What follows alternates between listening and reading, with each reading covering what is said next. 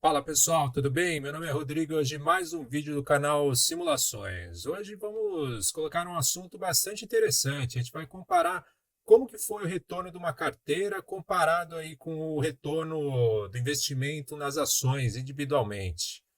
Então, utilizando aí o método de compra de alocação de ativos. Então, basicamente aí no vídeo de hoje, né, a gente vai tratar do problema de você escolher qual ação comprar uma vez que você selecionou as ações da tua carteira, né? Basicamente, a gente tem dois problemas no investimento: é selecionar as empresas que você vai investir, e outro problema é que a partir do momento que você já tenha selecionado essas empresas, você tem que decidir em qual que você vai aportar, tá? Então, é isso que a gente quer colocar nesse vídeo aqui, dar uma ideia de como isso pode mudar a rentabilidade aí, de acordo comparando com a média, né, do investimento individual. E também, né, a gente pretende uma série de vídeos aí mostrar como diferentes métodos de compra, de investimento podem alterar o retorno da carteira, tá?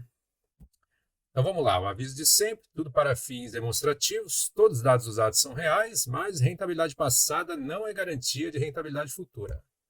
E se você gostar do conteúdo do nosso canal, se inscreve aqui no YouTube e também nas nossas outras redes sociais. É isso que apoia o nosso trabalho.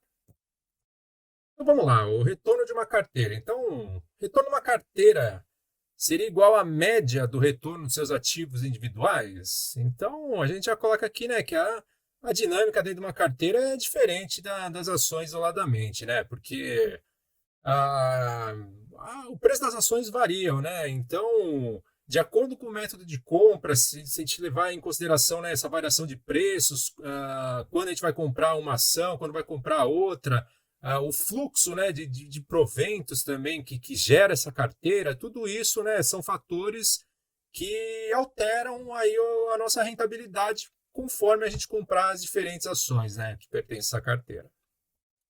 Então, o sistema de compras pode influenciar no resultado? É isso que a gente vai comparar aí com as ações individualmente. E será que aí, no caso, né, 1 mais 1 pode ser maior que 2? Qual que é a ideia aqui? Será que, né, se a gente pegar a média do retorno das ações individuais, será que é possível ter um retorno maior se a gente, né, colocar essas empresas dentro de uma carteira de acordo com a média de compras? Então, a gente vai ver isso. Aqui só uma observação, né, uma consideração sobre o nosso programinha de simulação. Então, já me perguntaram, né, se não seria assim meio estranho, né? Um computador realizando compras é muito diferente de uma pessoa, né? Só que o que acontece? A gente coloca aqui uns pontos que essas simulações elas trazem para a gente uma visão que é até muito melhor do que, por exemplo, esses gráficos que a gente tem descontados, né? E a gente pega, por exemplo, essa questão dos proventos. Porque nos gráficos descontados, basicamente aí a gente tem o provento sendo pago e reinvestido da mesma data que ele ficou ex. O que é uma imprecisão, né? Porque a gente tem empresa aí que demora, às vezes, até 1 ano para pagar esse provento, né? Então, o programinha nosso aqui, ele considera isso, ele considera, né, todas essas datas aí de ex e datas de pagamento. Então, esse fluxo de caixa da simulação, né, que a gente vai utilizar para os reinvestimentos e tudo mais, ele é fiel ao que um investidor teria, né, realizando o investimento. Então, eu acho assim que a simulação ela traz até uma visão mais próxima do que a gente poderia ter na realidade, tá? Então, de maneira geral, a gente pode testar, né, diferentes estratégias, dada essa forma aí que o programinha funciona, né? Então, é só uma observação aqui a respeito do que me perguntaram. E o sistema de compras, né? Então, o que seria o sistema de compras? Então, a questão central de um sistema, né, para você fazer os aportes é qual ação comprar com o caixa que você tem disponível, né? O caixa disponível seria o quê? Seriam aportes mais os proventos, né, que você tem em caixa para comprar novas ações. Então, para a simulação de hoje, a gente escolheu um método de alocação de ativos. Então, basicamente aí, explicando o que é esse método, né? Então, basicamente, aí você estabelece metas para cada uma das ações. Então, por exemplo, aqui, 5 ações, metas iguais, então 20% para cada uma, tá?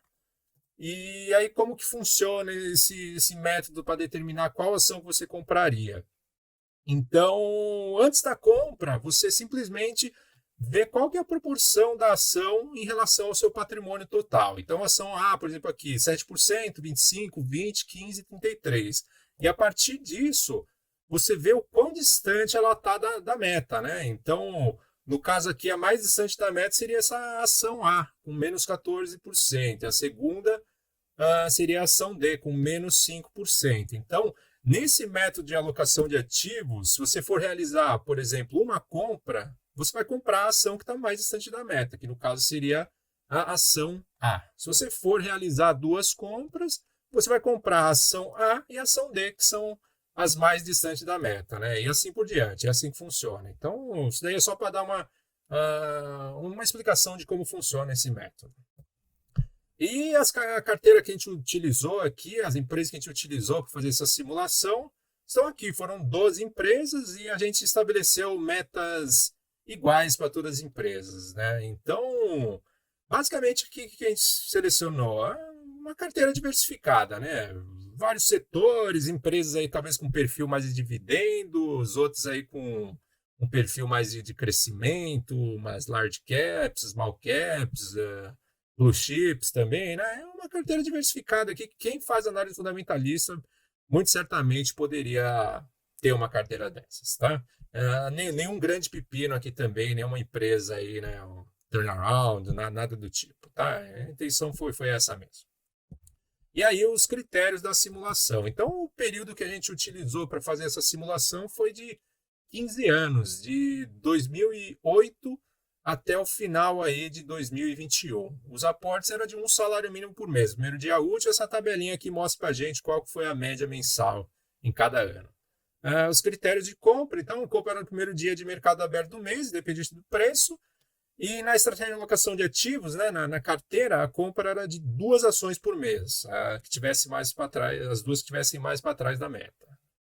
Vendas não eram realizadas, buy and hold, aqui os custos considerados, e reinvestimento de proventos. Todos os proventos eram reinvestidos e compravam novas ações. Na estratégia da carteira, então não houve a preocupação de investir na ação que teria gerado esse provento, tá? Seria simplesmente seguindo a alocação de ativos. E aqui estão as observações do Tesouro Direto. E vamos lá, né, para os resultados. Então, como que ficou aí o patrimônio final? Então, aqui a gente consegue ver o resultado, né, de todas as empresas. E o que a gente pode destacar aqui?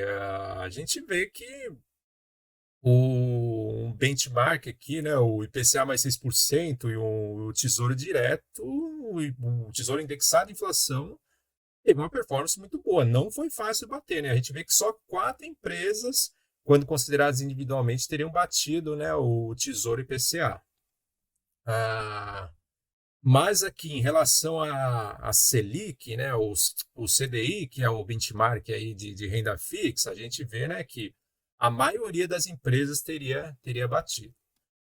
E vamos aqui vendo, né, a carteira. Então, qual que teria sido o desempenho da carteira? Então, o total aportado teria sido R$ 127.796 e ao final teria resultado aqui a carteira pelo método da alocação de ativos R$ 298.885, o que teria gerado aqui uma rentabilidade real, né? Isso aqui é acima da inflação, IPCA mais 7,26%, que é um bom retorno.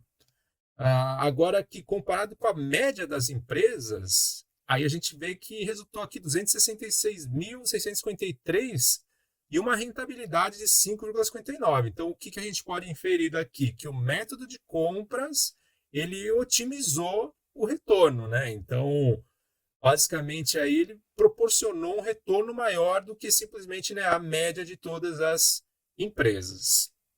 E a TIR, né, que seria dessa carteira, teria sido de 3,24% ao ano, já da média teria dado aí 11,57%, né?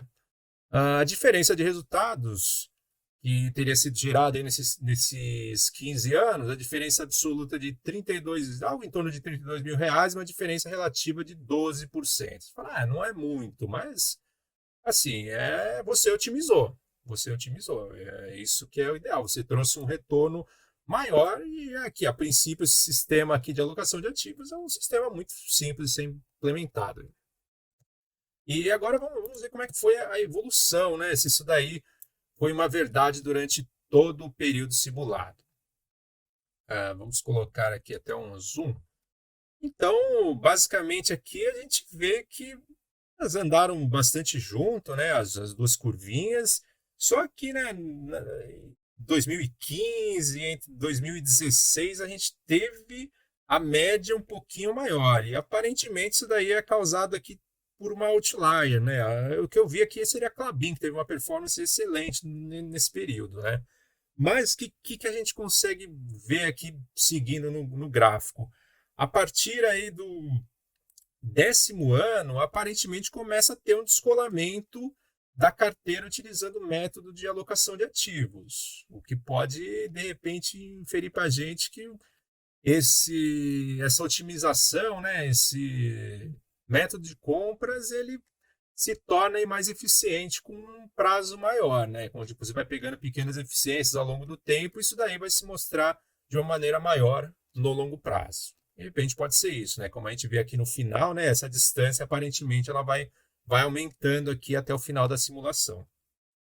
E a gente comparou também aqui com os benchmarks, né? Como Tesouro IPCA teve uma performance muito boa, a gente quis ver aí como é que foi ao longo da simulação. E a gente vê aqui que mesmo né, nos 15 anos, vários momentos aqui o Tesouro IPCA teve um retorno melhor. Então a gente vê que realmente não é fácil bater um título indexado à inflação. Pelo menos aí nesse período de 15 anos, é uma carteira boa, de boas empresas, não foi fácil bater um título do Tesouro indexado à inflação. Já em relação, né, a outro benchmark de renda fixa, né, aqui a gente colocou, né, seria o Tesouro Selic, a gente vê que já a carteira, ela praticamente durante a simulação inteira performou melhor, e também em relação ao Ibovespa, né, a média do mercado, a carteira performou melhor aí praticamente durante todo o tempo, né. Então a gente vê que o grande desafio aqui, aparentemente, é bater um título público indexado à inflação.